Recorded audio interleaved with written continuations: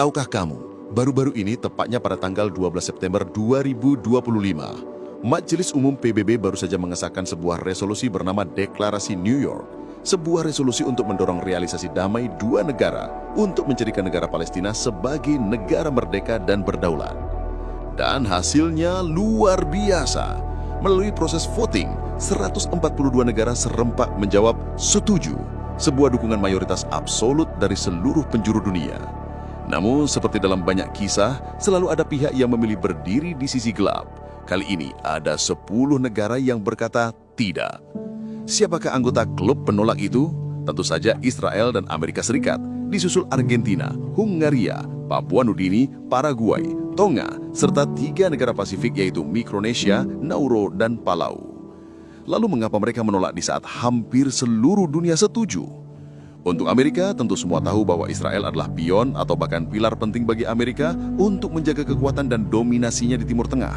Atau sederhananya, Israel adalah sebuah kapal induk Amerika yang diletakkan di Timur Tengah.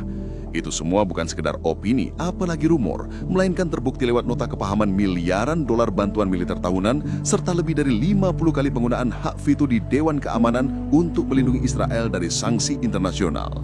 Ditambah lagi, hampir semua presiden AS dari dulu hingga kini secara terbuka menegaskan komitmen tersebut. Sedangkan Argentina, Hungaria, dan Paraguay penolakannya lebih karena pilihan politik dan ideologi. Pemerintahannya cenderung mengikuti garis kebijakan Washington. Dan Papua Nugini punya alasan paling berbeda. Dengan 95% penduduknya beragama Kristen Protestan, dukungan mereka banyak dipengaruhi oleh keyakinan Kristen Zionis, sebuah pandangan teologis yang meyakini Israel modern adalah kelanjutan Israel kuno. What the fuck? Sehingga bahkan penjajahan dan genosida yang dilakukan Israel dianggap sebagai bagian dari kebenaran. Seram. Mungkin jika keyakinan itu dipakai oleh Islam, mungkin julukan teroris akan langsung melekat pada mereka. Sementara itu, Tonga dan negara-negara kecil Pasifik lain hampir selalu sejalan dengan Amerika. Hal ini karena perjanjian aliansi strategis yang telah disepakati sebelumnya demi mendapatkan bantuan ekonomi maupun militer dari Washington. Maka dari hasil voting ini jelas lebih dari sekedar angka. Ia adalah cerminan nyata bahwa kepedulian dunia terhadap Palestina begitu besar bukan karena agama, melainkan karena kemanusiaan dan hati nurani yang terpancar dari dalam jiwa. Oh my God! Beautiful! Amazing! Ini yang Papa cari selama ini.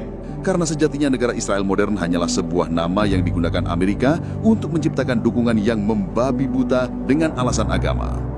Jadi bagaimana menurut kalian?